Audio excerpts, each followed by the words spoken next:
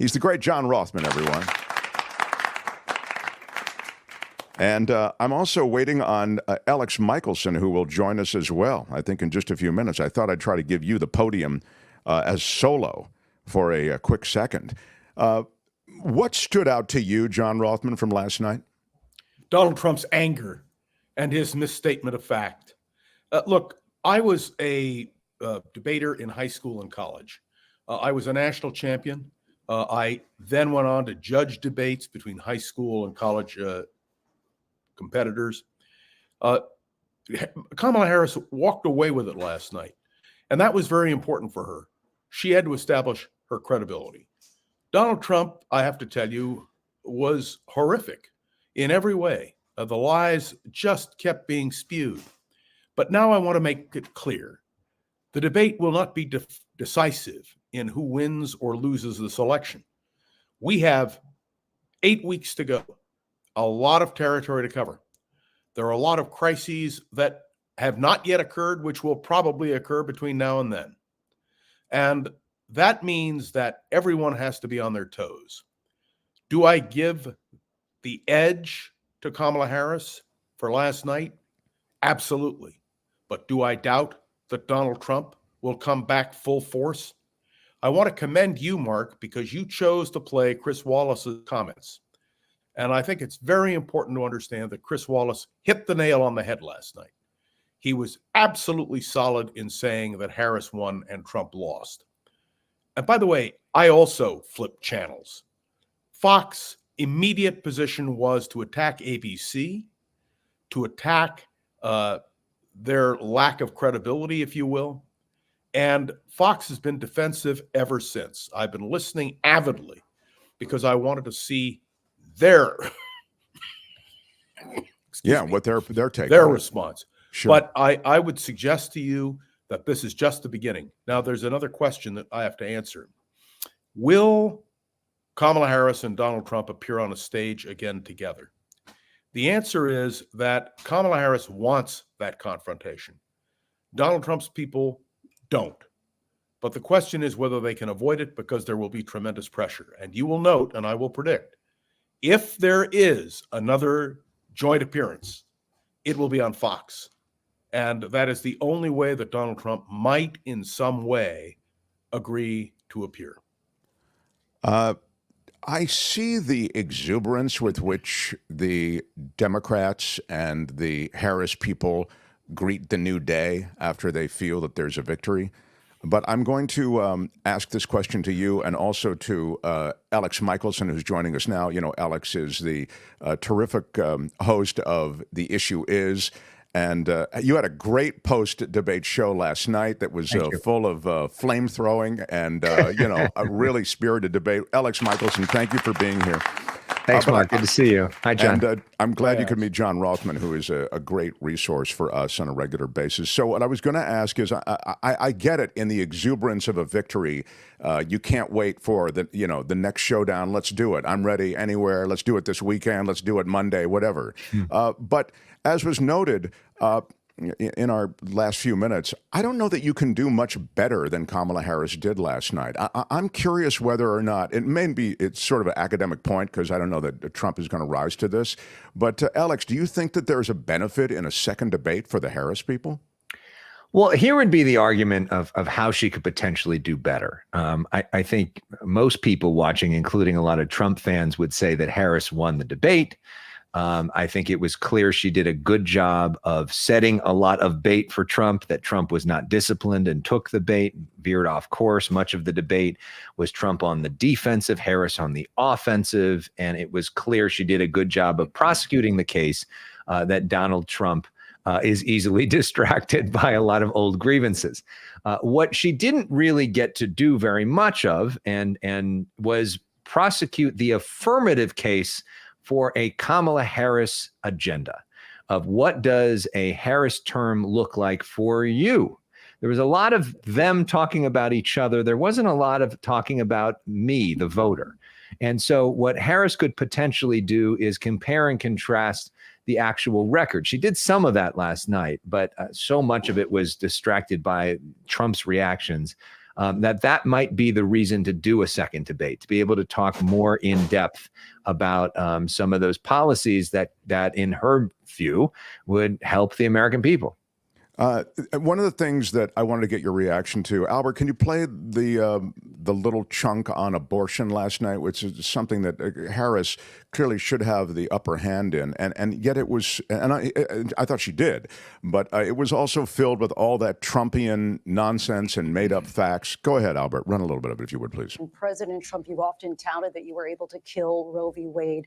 Last year, you said that you were proud to be the most pro-life president in American history.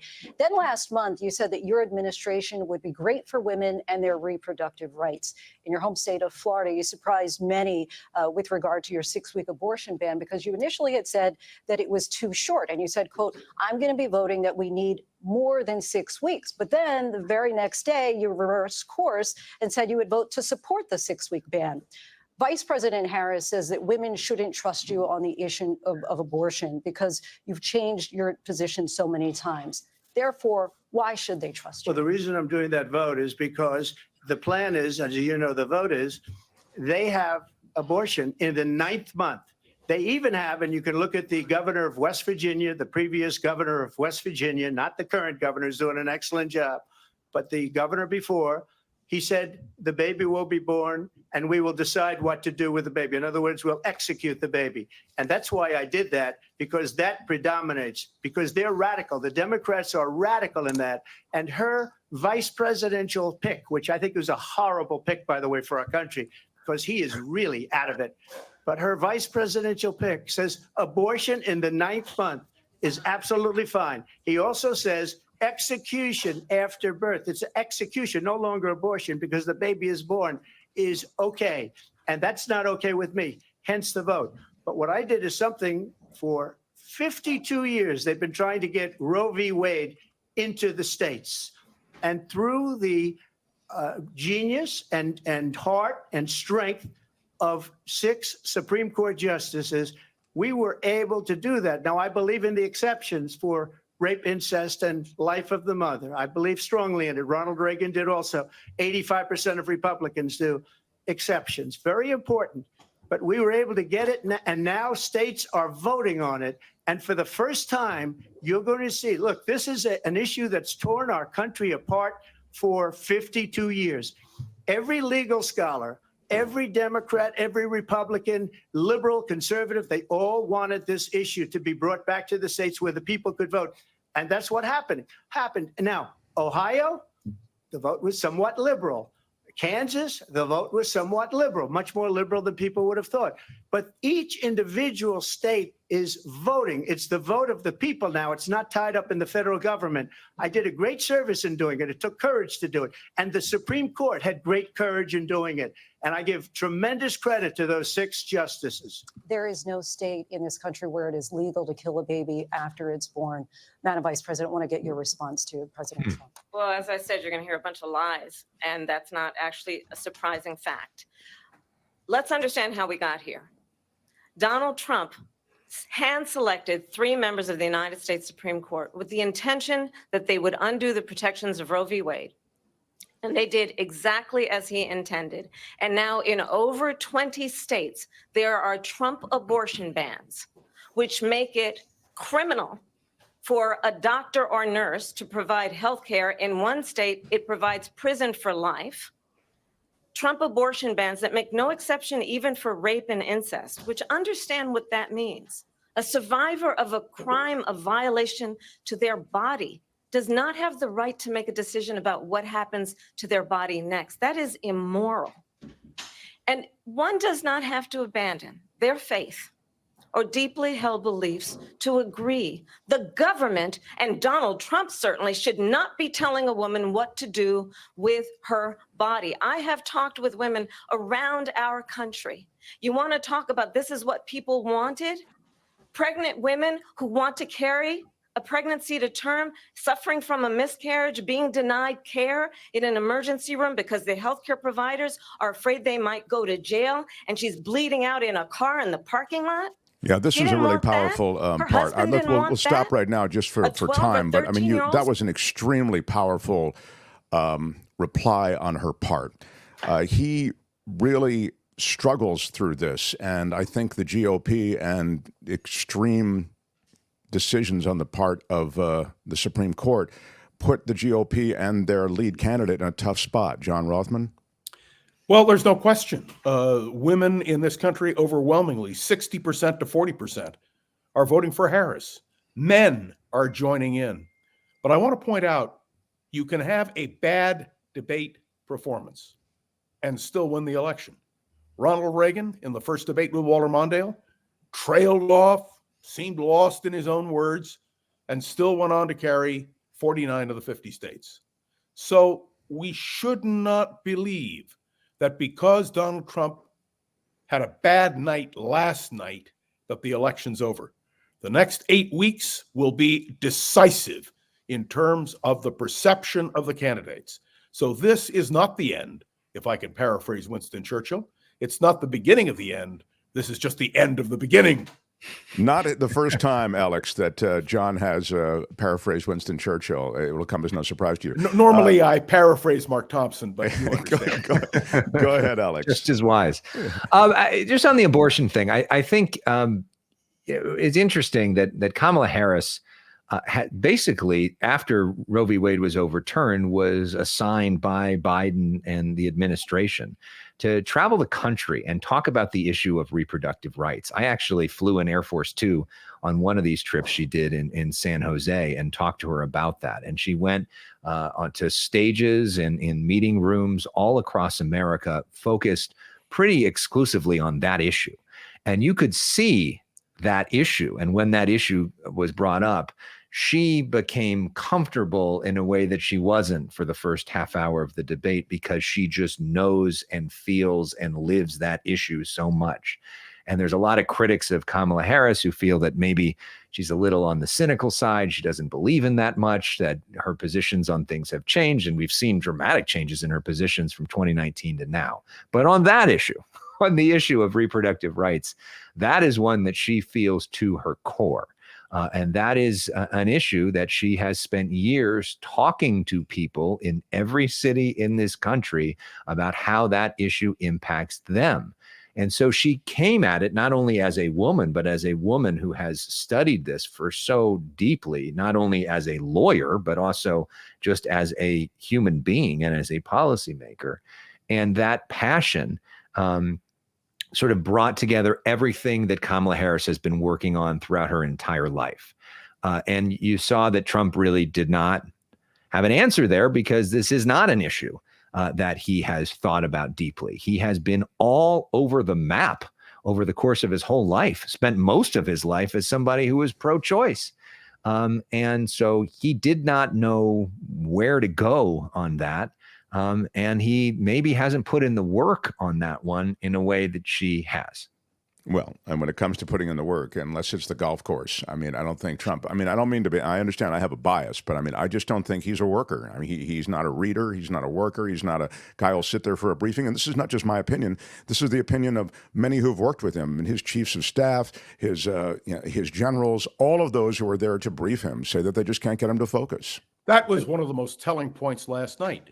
And the Democrats are finally putting out ads that point out that key people in the Trump administration are not voting for Donald Trump. And I think that's going to be critical as well. I was asked a question about the Cheneys. Does it matter what Dick Cheney and Liz Cheney do? And the answer is probably not. Endorsements don't matter. But it opens the door for some people who have not yet decided to try to come to a logical conclusion. So one of the things that I'm going to be watching is Donald Trump's continuing reaction. If he lashes out the way he has, I think it will be to his detriment. To say though, Mark, that Donald Trump is just totally, completely lazy and doesn't put in any work. There is an argument to me. He doesn't put a lot of work into briefing books, but he does put into work the sort of obsession with the media and with image and with branding, and he is relentless on that. in a way that we've never seen anybody in the history of American politics before, going from before sunrise to well after sunset, and sort of keeping track of what's being talked about, where, how, trying to get ahead of that. And that's a lot of work. It's a different kind of work, but he is, very effective usually at doing that. Fair enough. He's brilliant as a branding guy and as a guy who's making an argument about image. So you're absolutely right about that, and I don't mean to shortchange him on that. I guess I was talking about substantive policy, which he's struggled a bit with. Albert, can you play a little bit of the border stuff before I let these guys go? I just felt as though this is something. There are two things that I thought he would bring up constantly, and he did pretty much pivot whenever possible, although he really went for the bait that Harris laid out. One of the things was the economy, and the other was the border. Go ahead, Albert, if you would, please. Vice President Harris, you were tasked by President Biden with getting to the root causes of migration from Central America. We know that illegal border crossings reached a record high in the Biden administration. This past June, President Biden imposed tough new asylum restrictions. We know the numbers since then have dropped significantly. But my question to you tonight is, why did the administration wait until 6 months before the election to act? And would you have done anything differently from President Biden? I thought this was a tough So question. I'm the only person on this stage who has prosecuted transnational criminal organizations for the trafficking of guns, drugs, and human beings.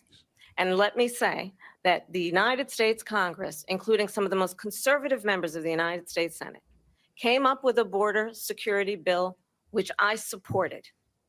And that bill would have put 1,500 more border agents on the border to help those folks who are working there right now overtime, trying to do their job. It would have allowed us to stem the flow of fentanyl coming into the United States. I know there are so many families watching tonight who have been personally affected by the surge of fentanyl in our country. That bill would have put more resources to allow us to prosecute transnational criminal organizations for trafficking in guns, drugs, and human beings. But you know what happened to that bill? Donald Trump got on the phone, called up some folks in Congress, and said, kill the bill. And you know why? Because he'd prefer to run on a problem instead of fixing a problem. And understand, this comes at a time where the people of our country actually need a leader who engages in solutions, who actually addresses the problems at hand. But what we have in the former president is someone who would prefer to run on a problem instead of fixing a problem. And I'll tell you something, he's going to talk about immigration a lot tonight, even when it's not the subject that is being raised. And I'm going to actually do something really unusual, and I'm going to invite you to attend one of Donald Trump's rallies, because it's a really interesting thing to watch. You will see during the course of his rallies, he talks about fictional characters like Hannibal Lecter. He will talk about windmills cause cancer. And what you will also notice is that people start leaving his rallies early out of exhaustion and boredom. And I will tell you, the one thing you will not hear him talk about is you. You will not hear him talk about your needs, your dreams, and your desires. And I'll tell you, I believe you deserve a president who actually puts you first, and I pledge to you that I will. Vice President Harris, thank you. President Trump, on that point, I want to get your response. Well, I would like to respond. Let me just ask, though, why did you try to kill that bill, and successfully so? That would have put thousands of additional agents and officers on the border. First, let me respond as to the Please. rallies. She said people start leaving. People don't go to her rallies. There's no reason to go. And the people that do go, she's bussing them in and paying them to be there, and then showing them in a different light. So she can't talk about that. People don't leave my rallies. We have the biggest rallies, the most incredible rallies in the history of politics. That's because people want to take their country back. Our country is being lost. We're a failing nation. And it happened 3.5 years ago. And what's going on here, you're going to end up in World War III, just to go into another subject.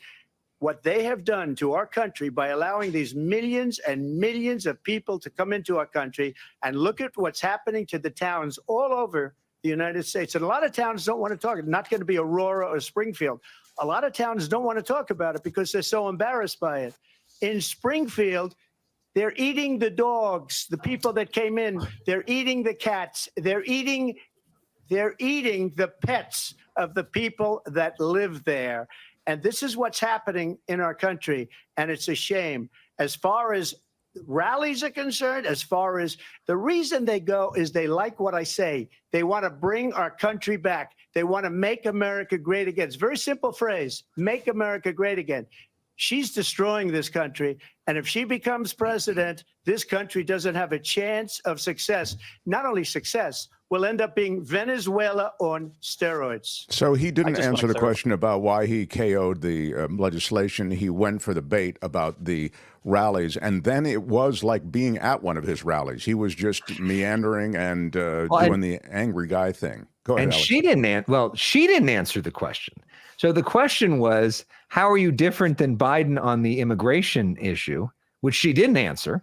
She went on, talking about, she changed it to talk about what Trump did in terms of immigration. Yeah, she first said, I'm the Then- only one here to have prosecuted. So she spoke, a glancing kind of reference to She what was didn't going really on answer before. the question. True. She didn't really talk about the Biden record. She flipped it to about Trump and his thing. Then she throws in the rally thing, which she knows is going to irritate him. So Trump then can't help himself. He's so focused on the rallies that he's missing the biggest issue for him. The biggest winner is immigration. He can't even talk about it. He goes on this eating cats and dogs thing instead of talking about the border in a substantive way or reminding folks, which he could have done if the ABC News moderators aren't going to follow up on stuff. You were just asked, how are you different than Biden? Why are we going to get something different? You're the border czar. Or if you say you're not the border czar, you say that you're in charge of the root causes of immigration. How are we doing on that? Where are the root causes? He could have done any of those things. Instead, he fell for all of the bait. Kamala Harris doesn't have to deal even with the question, and the whole thing becomes all anybody's going to remember about that is him in rallies and him talking about eating cats and dogs. And now her biggest political liability is almost forgotten. Great point, John. No, I agree completely. You're spot on this observation. But the simple truth is people don't remember what the exchanges are. People are left with impressions. And I believe what Kamala Harris did was to present herself as fully qualified to be president of the United States. That's what she had to do. And what Donald Trump did in the eyes of his supporters was to be Donald Trump. Will that pick up enough voters who he needs to have to carry a state like Pennsylvania or Wisconsin or Michigan or Arizona or Nevada or Wisconsin? I don't think so. And I think that is why Republicans should be panicked. Can I make one other quick comment on all of this? I found that Donald Trump's closing statement was a rambling statement. It didn't nail it. And I think that's going to be a problem as well. So if I were the Democrats, I'd be taking clips of these things and I'd be rebroadcasting them because I'm sorry, John. I was going to say that seems to be the play now, right? And from the debate, it's really that is exploited, right? Those moments are turned into media morsels that then are fed out for the next month. Did you notice, by the way, the coordination in attacking ABC News, which began with Fox, extended to Trump? And I wonder how that plays as well. But I'll make the prediction that if there is another joint appearance, I won't dignify it by calling it a debate, it will be aired on Fox because Donald Trump will only agree to appear if Fox is involved. Well, and I'll say one thing. I heard this on CNN, and I wish I had thought of it, but it was this line. You can complain about the refs, but when you complain about the refs and you're not hitting your jump shots, then your complaints about the refs really kind of fall flat. And but that's the average viewer, the average Trump voter, for instance, if I may say that, they don't care about that. Well, that's, and you're remember, not going to get them anyway. The only Right. thing that matters in this is what happens on Election Day in terms of voter turnout. And if I were the Democrats, I would be putting all of my energy into exposing the inconsistencies of Donald Trump and making sure that the voters are at the polls. Alex? I think that depending on what happens with the polls and with the media coverage of all this in the days and weeks ahead, he may have to debate on NBC on that September 25th date that they had already proposed because Trump's going to lose some leverage if he's behind. And if he thinks that he's behind and he needs to do a debate and he wants to be on TV, he may not have the leverage to force it to be on. I'll agree with you on that, but I think the Trump people are going to say very clearly, and they're already saying it, you want to do it again, we do it on Fox. Wouldn't it be something for Harris as a point of strength to say, okay, and let's she go. She will, because I've known Kamala Harris for many, many years. She's fearless. She will not stand back. And I think one of the things we learned last night is she can give it thoroughly to Donald Trump. And I just want to point in one more thing, just in terms of what we're talking about TV. I'm just starting to see some of the ratings were just huge. Through the roof. Through the roof. I mean, almost 60 million people watching just on the broadcast networks. On top of that, with cable put in and streaming. I mean, I looked at the numbers even in LA, which I get every day. I mean, football numbers, like weekend football primetime numbers. I mean, it's clear that there was a tremendous amount of interest for this, and even more of an interest than the Biden-Trump debate, which means people are invested in this in a way we haven't seen in a very long time. And we will see the result for the next 2 or 3 days. Remember, I listened just before we come on to CNN and Fox. I didn't get to MSNBC. They're still spinning this thing. And it will take a few days for things to settle down and for us to really get a sense of the terrain. But for so many things, we always just talk about the after coverage, the media clips, and all that matters. But the number was so big in terms of the rating that there's a whole lot of people that watch this thing in full or watch. Yeah, they've got their own views because they actually saw it. Right. Yeah, that's a great point. Really great point. That this isn't necessarily dependent on the way on the spin, the way some others might be. Except, if I may be so bold as to say, well, I agree with you completely. The spin matters.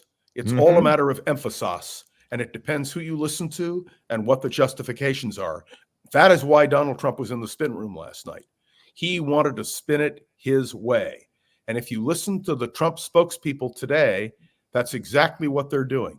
So, I mean, we can hypothesize, but the bottom line will be on election day, who votes, who gets the voters out.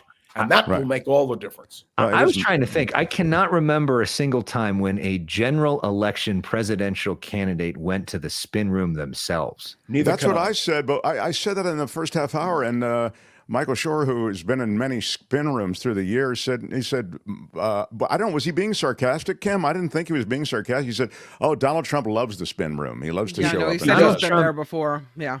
Not on a general election debate. Yeah, okay. He's been there plenty of times for primary debates. I've interviewed him multiple times in the spin room for primary debates. Sure. But that's different. He's never gone in there after a general election debate. Usually that's not a thing. It's not normal. But my I have a point question. was you don't go to the spin room as one of the major candidates on stage to say, wow, we really did a great job, if you really had done a great job. I mean, you go there to say what I meant was. Mark, I just have to throw in the vice presidential debate, which is scheduled and which has been agreed to. And that will be an interesting standoff as well. And I say that because I have great confidence that J.D. Vance can be tripped up. I've watched over many years. And so this is going to be another fascinating element. I can't wait to see it. Guys, thank you for making time and kicking it around with us. It's fascinating. There's so many facets to this. And this electoral college thing, it's what's making this close, I think. But are you going to cover that one congressional district in Nebraska? I turn to Elex for stuff like that. I know, which may Nebraska and Maine. I can't wait. And by the way, Trump's coming to town in a couple days. He'll be in Rancho Palos Verdes with the press conference. So we'll be talking to him Friday morning. Are you going to cover that? I'll be there. Elex is all over it. You've got to report to Mark immediately. Yeah, his show. Yeah, please. We will debrief. The Issue is the name of the show that Elex is on across California. Great stuff, political stuff, and great analysis, great access. And of course, you can find him, all our Los Angeles viewers, nightly on Fox 11. And John, we love you, and we love The Voice of San Francisco, which you do regularly, and also Around the Political World with John Rothmann, the podcast. So wishing you the best, my friend. Thanks, guys. Thank you. Thank you. Right. Thanks, Mark. So long. Hi, it's Mark, and I thought that was great. Hit the notification bell. You'll know whenever there's a new video being dropped. And please subscribe to our channel to help us save the universe.